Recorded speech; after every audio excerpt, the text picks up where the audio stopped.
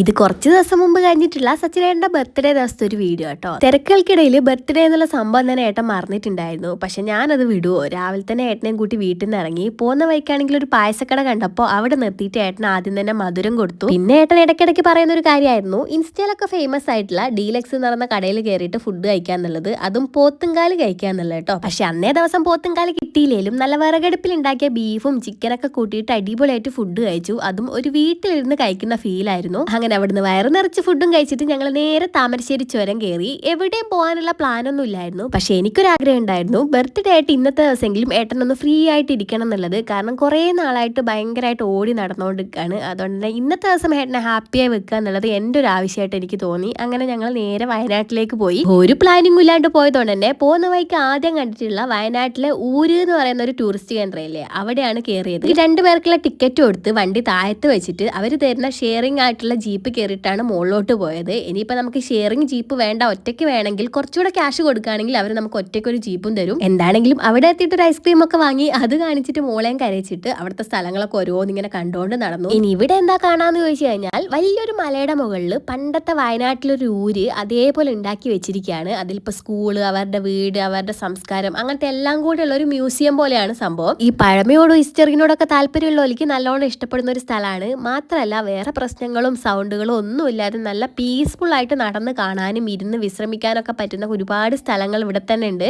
ഇതിലെ വീടുകളിൽ തന്നെ ഞങ്ങൾ ചെല്ലുന്ന സമയത്ത് ഓരോ ആൾക്കാരായിരുന്നു. അതിൽ തന്നെ കുറെ കലാരൂപങ്ങളൊക്കെ കാണിച്ചും കൊടുക്കുന്നുണ്ട്. എന്താണെങ്കിലും ഞങ്ങൾ ഒരു വീട്ടിന്റെ ഉള്ളിൽ കയറി. അവിടെയാണെങ്കിൽ നമ്മൾ പോലും ഇതുവരെ കാണാത്ത കുറേ സാധനങ്ങളൊക്കെ ഉണ്ടായിരുന്നു. ഇനിയിപ്പോൾ കുറെ കാലം കഴിയുമ്പോൾ നമ്മുടെ മക്കൾ വലുതാകുമ്പോൾ ഇതൊക്കെ കാണിച്ചു കൊടുക്കാൻ ഇങ്ങനത്തെ സ്ഥലത്തൊക്കെ വരേണ്ടി വരും. എന്താണെങ്കിലും അവിടുത്തെ ഓരോ കാഴ്ചകളൊക്കെ കണ്ടിട്ട് ഇറങ്ങുമ്പോഴത്തേക്ക് തന്നെ സമയം ഒരുപാട് കഴിഞ്ഞു. അപ്പോഴത്തേക്ക് തന്നെ ഫുഡ് കഴിക്കാനുള്ള സമയം അതിക്രമിച്ചിട്ടുണ്ടായിരുന്നു. എനിക്കാണെങ്കിൽ നല്ല വിശപ്പുണ്ട്. അപ്പോൾ എങ്ങനെയും താഴത്തെത്തണമല്ലോ എന്ന് വിചാരിച്ചിട്ട് ഞങ്ങൾ അവിടുന്ന് ഓടുകയായിരുന്നു. അങ്ങനെ താഴത്തെത്തിയിട്ട് നേരെ ഫുഡ് കഴിക്കാൻ വേണ്ടി കയറി. ഞാൻ ബിരിയാണിയും, ഏട്ടൻ എപ്പോഴത്തെ പോലെ തന്നെ ഫ്രൈഡ് റൈസുമാണ് പറഞ്ഞിട്ടുണ്ടായിരുന്നത്. ഇന്ന് ബർത്ത്ഡേ ആയിട്ട് ഏട്ടന് വലിയ ഗിഫ്റ്റോ കേക്ക് കട്ടിങ്ങോ ഒന്നും കൊടുക്കാൻ പറ്റിയില്ലേലും മനസ്സ് കുറച്ച് സന്തോഷവും പീസ്ഫുൾ ആയിട്ടുള്ള കുറച്ച് നിമിഷങ്ങളും കൊടുക്കാൻ പറ്റി. അപ്പോൾ എന്താണെങ്കിലും ഇന്നത്തെ വീഡിയോ അത്രയേ ഉള്ളൂ.